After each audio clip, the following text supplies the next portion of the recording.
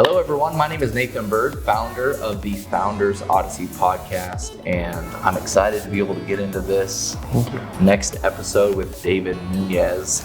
He has currently exited his company called Solar Blaze. That's right. And we're excited to go into the acquisition, but also your wealth of knowledge in entrepreneurship and really what it means to you. So I know our audience out there, there's seasoned entrepreneurs, there's beginning entrepreneurs, right? Just to set the stage, do you know who we're talking to? So tell me more about your entrepreneurial journey, how it began, and then also what does the term entrepreneur mean to you? Man, first thing first, thank you for having me. I feel honored to be in this podcast. I know a lot of entrepreneurs and founders and people that want to become entrepreneurs watching this. So my intention for today is not to talk about me, but like to share things that I believe will help others get there faster based on the do and don'ts that I've been going through. Well, everybody's got a story, and I want to continue to draw that out in you. So I know I asked this multiple times, but what does entrepreneurship mean to you? For me, entrepreneurship is just being able to build things that don't exist right now, or maybe they do exist, but they could be done better. I use entrepreneurship as a way to create. Like, I love building, I love, innovating, and overall making people's lives better. As you know, some entrepreneurs decide to go the trading route, which, nothing wrong with it. But to me, that's more like making money. Entrepreneurship is more like, how can I build something that is going to be used for other people? But if you've been doing trading and you decide to teach others how to get there, that's good, and that's a business as well. True. So it all depends on where you go. But like for me, it's building, bringing value, and helping others. I like that perspective. I know creativity is instinctual to all of us. And I think that the entrepreneur class, in essence, has dug a lot deeper into that, and you've started to understand your strengths and whatnot. I believe understanding your strengths is extremely important. So what are some of your strengths? My strengths, I would say, is visualizing things and making it happen.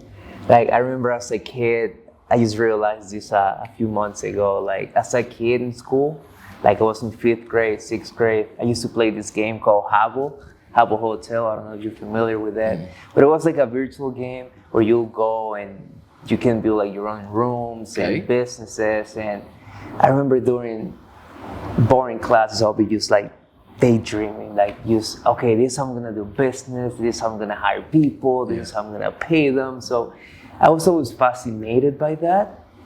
And I feel like that correlates with the strengths that I have, like visualizing, structuring, and just jumping into different industries. Like Solar Blaze, for example, with full honesty, I had zero experience in solar in the sense of like how it works, what it does. But I was like, hey, look, I saw what is out there when it comes to software, and I know I can do it better. I know I'm an ignorant right now, I recognize it. So I went ahead and, I hired like the best people that I could, that I knew back then. And I was like, hey man, look, how much are you willing to, are you willing to help me here? If so, like how much are you willing to, for how much are you willing to do it? And some of them came out, one of them came out with a really high number, but I was like, man, if this is the way for me to go into this industry and not be an ignorant, then let's do it. So we figured it out, we made it work, and that's one of the strengths, like just diving into a new zone, new area, new type of industry, and just finding ways to make it better. So that's the true definition of an entrepreneur, is being able to overcome, is being able to be creative and genuinely inquisitive about what you're entering into. I believe that more people need to be more inquisitive about what it is they're going into, but also not put limiting beliefs on themselves. I feel like that if you would have had limiting beliefs about going into an industry that you didn't know much about, you would have never built the software, you would have never had an exit, or you would have never helped the people along the way that you have so far. I agree. And that's something that I see a lot, Nathan. Like, this is for you guys. If you're planning on building, you're thinking, you're getting ready, like, don't spend too much time getting ready. Just go grab a pen, a paper, look what are the top solutions in the space right now. Understand what's your unique value proposition, like what are you gonna do to make it better, to make it different, and just start getting action. Like, go ahead, buy that domain. That's that's usually the first step. Buy the domain, join a few communities, pitch your idea to a few ideal customer profiles, like who you think is gonna buy your product, and little by little, as you start getting feedback, you're gonna know if this is worth it for you to push forward. Yeah. My rule is to interview 20 users. If you come up with an idea and you interview at least 20 users, by the end of the 20 users, you're gonna know for sure if your idea is good, what are people's struggles, if they're willing to pay, how much they're willing to pay. Mm-hmm. Like, you can even ask them, hey, how much will you pay for this solution? Yeah. And if you can, here's an extra tip, ask them for the commitment. Oh, you're willing to pay $80? Okay, can you send it to me? If you do, here's the deal. I'm gonna keep you posted with the progress, right? I'm gonna keep you posted with the progress, and if I don't do anything in the next 3 months, I'll guarantee 100% give you your money back. If people support you and believe in the idea, they're gonna send you some money. So if someone sends you 40 and someone sends you 60, like, you stake it, and then you can, do an average of how much people are willing to pay, and then you just refund them the difference. Yeah. But start. Don't stay thinking. Don't stay planning. Don't read another book. Don't look for another influencer. Don't watch another YouTube video. Just start. Well, that's what we've seen and we've experienced as entrepreneurs. The speed to market is always something that you hear of, right? Yeah. And it's not about, so there's speed to market, but there's also being strategic as to how you develop that solution, like you're saying. And I've seen different founders where they have the technical skill set to be able to build whatever it is. Yeah. And then they'll focus so much on the technicalities as opposed to the marketing. So I'll share with me your perspective on the percentage of what marketing needs to be done, as well as the building of the product. So if you were to say a percentage allocation of time in the product development as well as the marketing of what you're going to build, can you explain that? Yes. So there has to be a balance, right? So I'll say, as founders, we get excited. Oh man, I discovered 10,000 things that the market doesn't have today. But at the same time, we haven't qualified if the market really wants that, So instead of spending that too much time on technicalities, like, oh, I want this feature, I want that feature, I want this feature, identify one or two things that you're gonna do better than everybody, and focus on that. Use 2 features. Yeah. And when it comes to marketing, nowadays you can even sell the idea without even building anything. So what I mean by that is that as long as you know where your ICP is, your ideal customer profile, you know where they hang out. Like, it could be a Facebook group dedicated to your niche. It could be a private community dedicated to learn more about the concept. As long as you know where they hang out, all you have to do is find a really good designer. With the advancement in AI, UI, UX is going to be greater than ever. Like, AI can give you code, but it cannot make things that look super pretty, like that have an actual function behind it. Yeah. So what I'm going with this is get your 2 features, right? Find a really good designer that can make it look better and nicer. Use that mock-up as a prototype. Create a nice landing page and pitch the idea. You can go on Figma. This is how you can do marketing with low budget. You can go on Figma and create a prototype, click here, and it takes you here. And then you find your ICP and you start pitching them. Hey, how do you feel about this? This is a platform that I'm building. Are you interested? Yes, here's my waitlist. Yeah. In addition to that, I would say there's another tool that is very important, is the strategy canvas. Yeah. And people they don't take it as serious, right? Where you're taking like 5, 6, or 7 of your or your competitors, Yeah. and then you're doing an analysis on what they do. You know, the 8 to 10 different things that they do. Yeah. If you guys don't know what a strategy canvas is, just look it up. Google strategy canvas, and that'll help you with creation of your product or service. Doesn't have to be a technology company, but that's extremely important. So share with me about the inspiration to be an entrepreneur. Was it part of the family? Yeah, man, honestly, I think it is. And my family, like my dad had his own businesses. My mom did as well. My grandma, she used to live in the countryside in Dominican Republic, and she built her own way to, move to the city, build his house, and build like everything that she has and my family has nowadays. So I feel like it comes from her. Okay. And, So grandma was a hard worker. Oh, yeah. I mean, still 85, and she was still like selling stuff and finding new customers. Now we had to retire her because it was getting out of hand. Like, chill out, grandma. chill out. But yeah, I feel like it runs in the family. Okay. My family have doctors, like all type of professions, but I'm really grateful that I got this gift of being creative and being able to create. And so where would you find information if you're out there and you're a founder? What are some good areas to find new information, other than just podcasts and whatnot? Where do you like to find your information? It depends, bro. Like, as founders, we usually have an obsessive personality. And one of my obsessions is like learning new stuff. Like, I can go super deep on topics. So obsession is really good, but you cannot fake it. True. So once you identify that your obsession cannot be faked, you know what's really dragging you and what isn't, right? So for example, let's say boats. Bro, if I don't get obsessed, like, I could like it, but I'm not gonna dive into it. So once you start like recognizing the patterns and you know what drags you, then use that as a superpower. So if you wanna learn, let's say about blockchain, and I'm getting obsessed with it, I'll just go Google, ChatGPT, Facebook. I'll go on YouTube. Always look and advise when finding more information about a topic that you care about.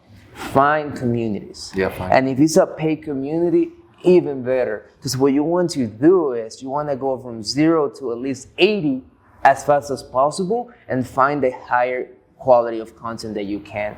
And usually people that have that content, they have communities and they sell a private membership for you to access. But if you go through that private community, now you're gonna have people to ask questions. True. Now you're gonna have premium content, like how to learn the things that you need to know and what to avoid. And then once you gather enough information, now you have the keywords. And then you have to execute, just like you said. Just execute, just make a plan and execute. So you built a company called Solar Blaze. Right. Let's start with the concept. Let's start with how you started to develop that into a company worth acquiring. Yeah. So let's dive into it. So before that company, quick backstory, I moved to the United States from Dominican Republic, and I was like, man, I was born in New York, but my parents divorced, so I went with my mom to Dominican Republic. So I was like, you know what? One day I'm gonna go back to the States, and I'm gonna open an agency. Like, that was my target. In school, also, I'm gonna open an agency. Then I graduated from high school, I go to college, and I'm like, what can I learn? What career can I do that is gonna get me closer to that? So I went for graphic design and advertising. I never really saw myself like doing graphic design, but I wanted to learn the business. So the moment I go to school, started like open my own agency, started doing a lot of work. From there, I moved to another agency. I had a good partner. We were really involved in the music industry. But then I decided to move on to more to B2B stuff, and that's where my last agency came. During that agency, I got to meet a lot of people from the solar industry. I was working with them on marketing, websites, all this stuff. But I remember that back in 2020, I just felt it in my heart. I was like, man, this is good, but I want a product. I want a new challenge. I feel like, with my obsessive personality, I have already achieved a lot of stuff in the agency world, and I need something more challenging. So, long story short, I remember that year we got our first customer that wanted to do some software. And I was like, well, here's an opportunity. So I just went in 3 days to create a proposal. Like, I learned how to put together a software, all this stuff. and the project fell through. So I told my partner, hey, look, this is the sign. The project didn't work, right? But now we know how to create proposals, how to find developers, and what we need to do. And then like a few months later, this good customer of ours, he called and he was like, hey, Davis, I need you to build me a software. Back then I was like, build you a software? Man, I truly appreciate the faith that you have in me, because I have never advertised that I can build software, but you know what? I can build it. What do you need? He told me like his pain points, like why he needs a software, all this stuff. And I said, hey, give me a second. Let me qualify this. I go ahead, call a few contacts that I had in the solar industry, and I noticed that there was a problem with it. Oh, wow. So once I realized that, I went ahead and said, hey, man, look, I think I can do it. I think I can do it better than anyone else. We're going to make it happen. And yeah, man, so after that, I worked with him. I saw all the pain points. I found a team. I feel like, thank God, he put me with the right people. And we used to go from there, bro. And I was like, hey, look, guys, I don't know how to do development. I used to increase my development cost from 20 an hour to like 80, 90 an hour per developer. We're like, hey, you guys do what you have to do, and I'll make sure that I get you the money. So that was it. That was the beginning. I spent most of my time like going really creative. What I'm gonna do different? Where are the gaps in the space? What I can do better than anyone is doing right now? And through that, working with customers, getting their feedback, and allowing them to build, we got to where we at. Yeah, I love that what you're saying. So there's an area of focus you just had there, and you call the people, right? You called the people, made sure that there was an actual problem. Yeah. And then you were able to be the entrepreneur you are and be obsessive about learning. Yes. And take on the challenge. And I think that more people, they need to take on the challenge, because it's only through the challenge that you will rise to the occasion. Right. So that if we're not challenged with anything, how are we ever going to make a breakthrough? That is right. You just have to jump, especially if you're just getting started and you don't have a lot to lose. Man, go even harder. Like, you have nothing to lose. If you don't do anything, you're going to stay where you are, which is not necessarily worse, but like you're leaving potential on the table.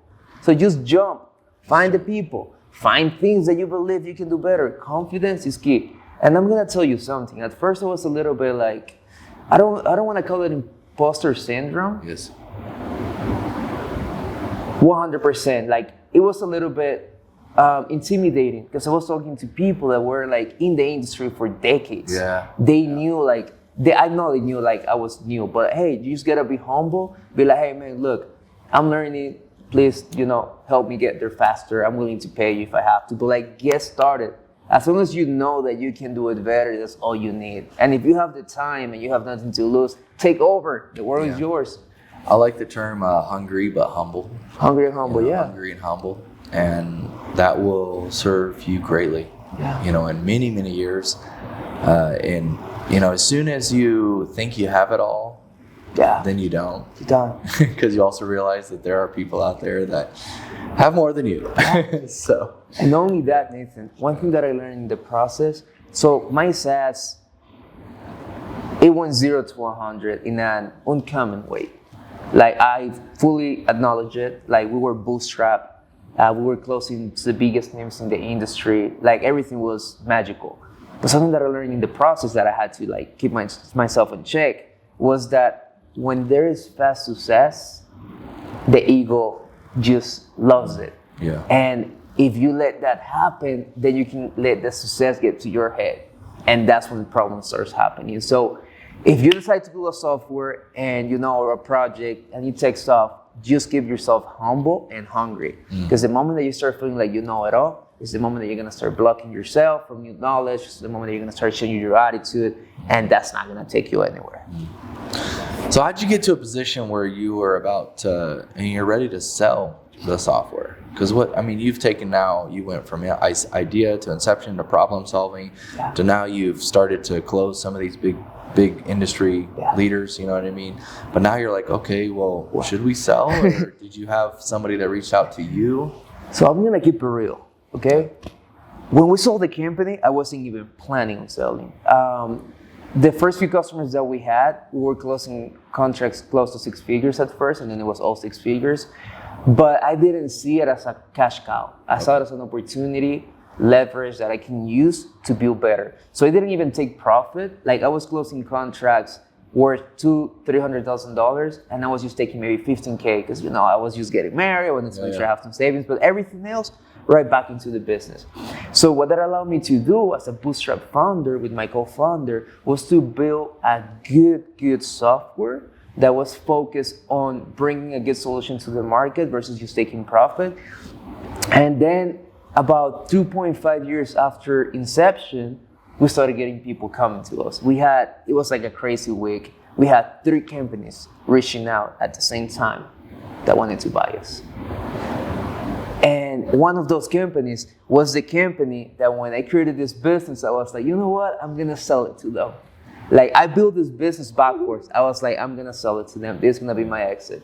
And we went through so much like ups and downs with them, but like they came to us. And then after that, our biggest customers back then came to us. Yeah. And they also sent like a PE firm to see if they can buy us. And then we had someone from Sales Rabbit called Zoop. Well, he's known as Zoop, Zach Kerr. He was always there. I was following up. Really nice guy. Like he wasn't aggressive. He wasn't like on top of me. He was just like, hey man, look, this is what I do. I like what you're doing. Let me know if you want to chat about it one day. So when I started seeing like 30 companies coming to us at once, I was like, whoa, like this is cool.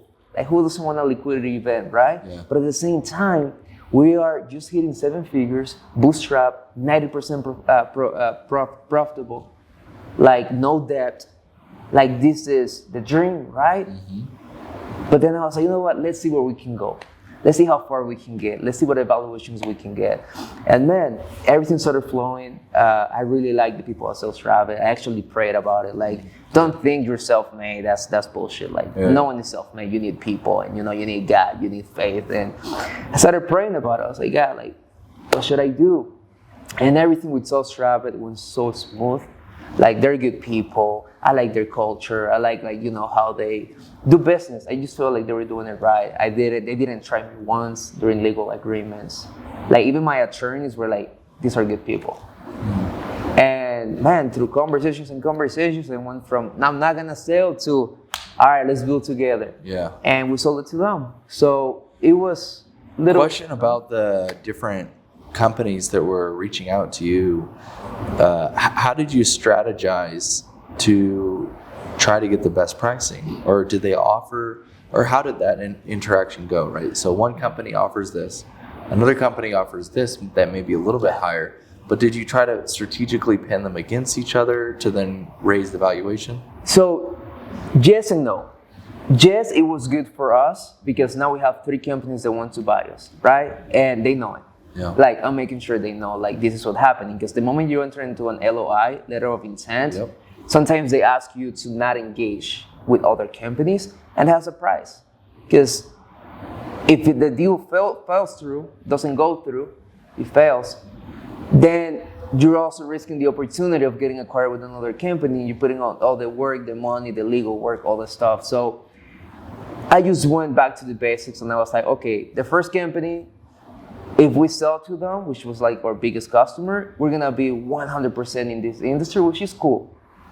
But I want exposure to other verticals. I like learning this stuff.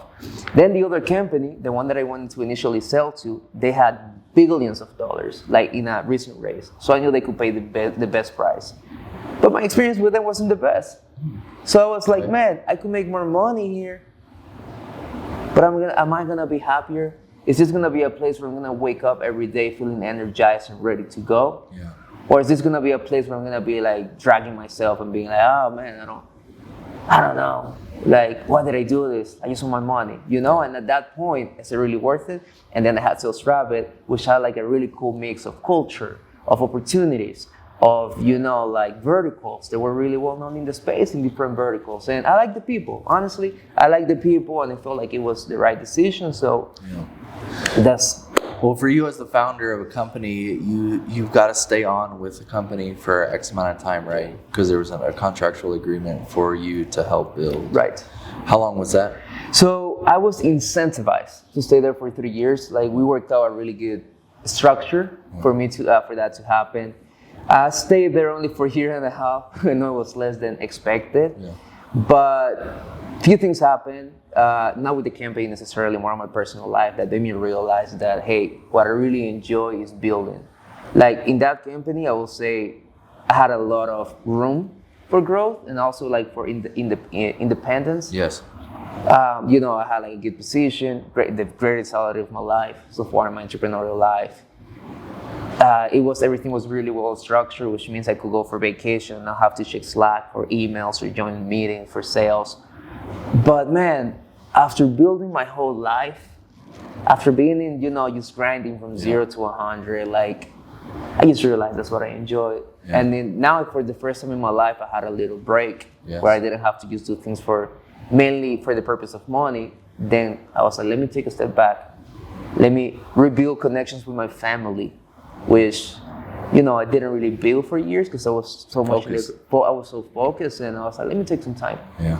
And now for the next venture, let's come back fresh with a new perspective. So what I gotta know is, did you buy anything after you made your sale? Did you buy anything a little bit more than you would have maybe after like a small commission sale? A few things. Like the first thing that I did, well, let's start. The first thing priority, like before I sold, I made a list. Every single person that helped me.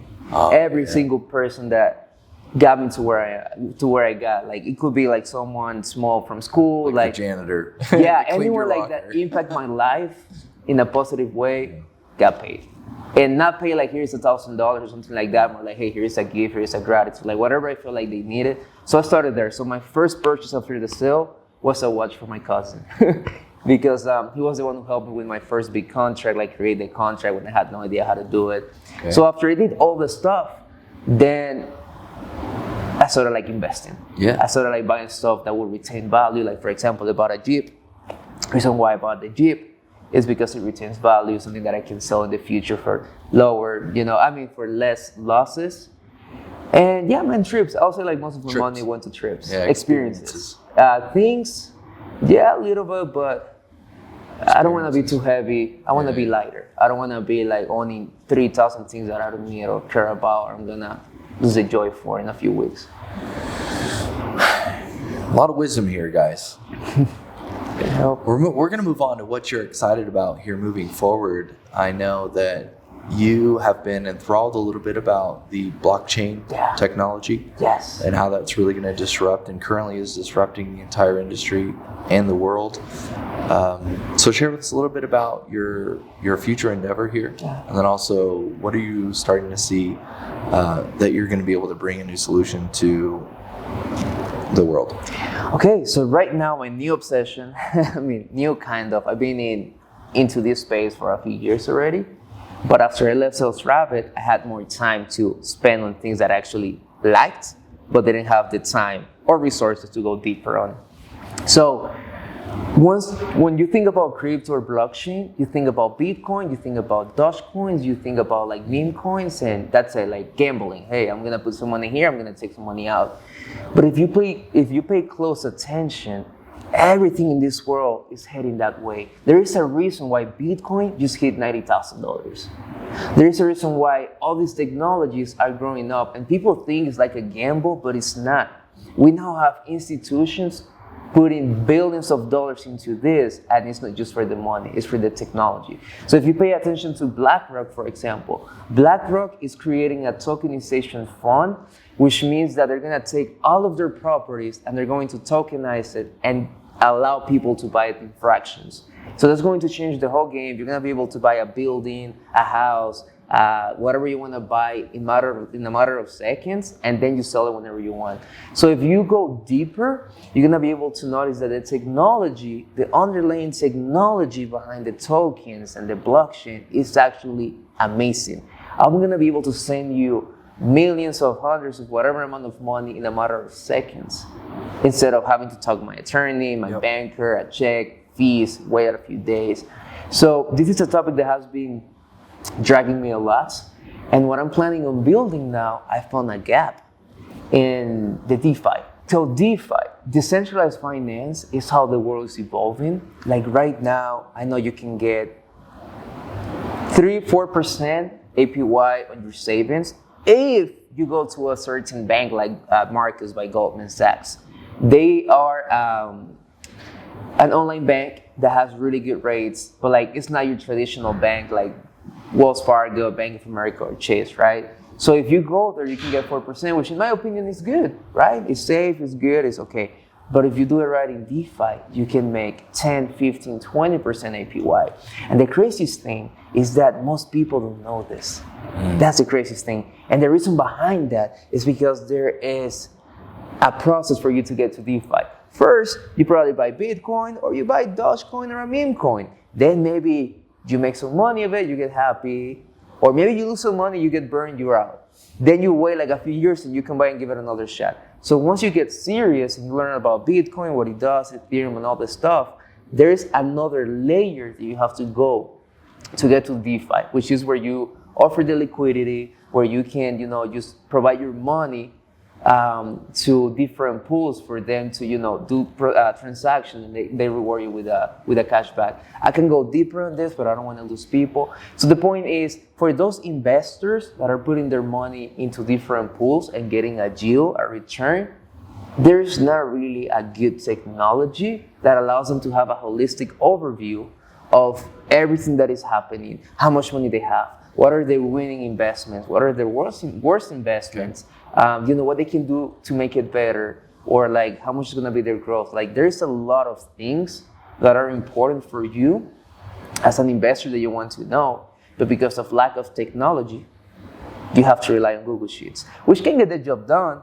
but it takes time. You have to manually update every single line by line. And my Google Sheet has 23 tabs, so you do So it sounds like you have an API and multiple maybe trading accounts or some sort, or you'll have, because you're in essence aggregating the data from multiple sources. Yes. To allow for clarity to be understood for the investor, Exactly. To have a So you're getting it the right way.